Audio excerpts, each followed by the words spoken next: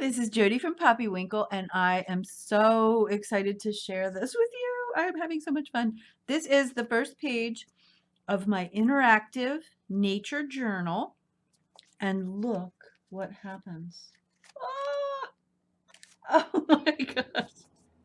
I cannot wait to share this with you. So, okay, first I want to show you my inspiration for this page. It's my first page in my nature journal. I thought I'd do a little tribute to the sunflower. This 10-foot beauty is a volunteer, which is one of my favorite gardening words. It just came up. I didn't plant it here in the vegetable garden, and I love it. So I'm going to make a sunflower page.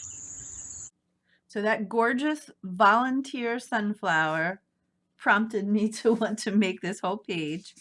And here are some journaling cards. I'm making a printable of this, and it's not ready yet, but it's going to have these journaling cards. In this one, I'm writing about the very plant, and this is a picture of it, the very plant that was in my backyard, or is in my backyard.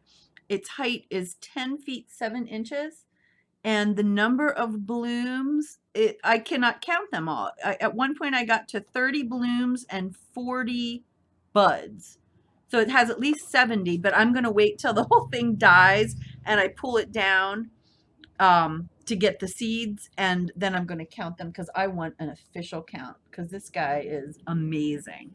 So I wrote about, the whole story of how it grew. And so, and I also took this out of a gardening book, the description, the picture, and the whole thing, its name, and I couldn't fit it all on the page, so I put it down there too. But anyway, so this is, I'm so excited. I'm so excited. And then these journaling cards I'll use for other years, right? Because this is like an ongoing project, and, I'm keeping track of everything. So I also have sunflower, a little dictionary definition, and annual, because this is an annual.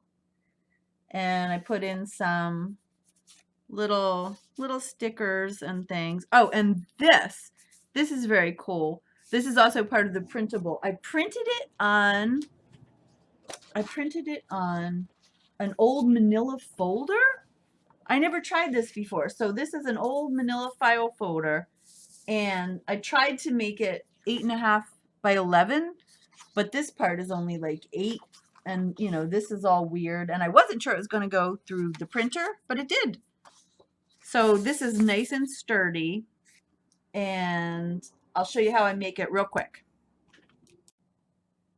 So here it is. I cut it out, but not all the way, because I happen to have a hole punch, a circle punch, and I happen to have a corner rounder.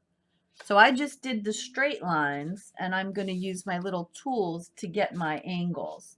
I also folded it, so it's a little library pocket, and I put these over the back. I don't know if they're really supposed to go on the back or if they're supposed to go inside, but I plan to fill this up a lot, so I wanted the extra space inside. And since it's going to be glued on the back, it doesn't matter if it's kind of ugly that way. So anyway, so then I just use my little tool. This circle punch, it's the only one I have, and it's too big, really. You can see it's too big for that, but I don't care because I don't have to follow the rules. I'm a rebel. There you have it. And then my little corner punch just goes right in there. And that just makes it so nice. If you don't have those, that's fine. You can just cut them out. But if you have them, that's really nice. And so then I'm just going to glue it up, and there it is. And the card, the manila folder is nice because if you just printed it on white, this is the back of it, and so then the white would show. So I wanted something that was not white. So there's that. This sunflower is also a printable, again, not yet available because I'm adding to it. But anyway, I use 3 layers. You would not have to be so extra about that. But the way I did it, here is the printable. I did 2 different sides, like two different ways to go, because I thought some people might want the leaf to go this way or that way. And I cut out 3 pieces. So I printed it twice and cut out 3 pieces. And I have one that I kept with the stem.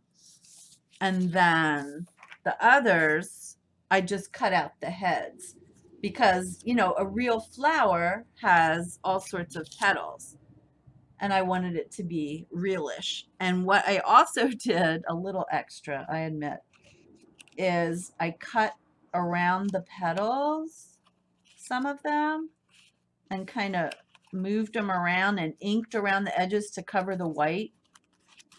So I don't know. I love it. And then I just kind of juxtaposed them around so they weren't all the same way. I didn't ink that one yet. So anyway, kind of like that. So then it's really real looking. So that's how I made that. And just a little giveaway here.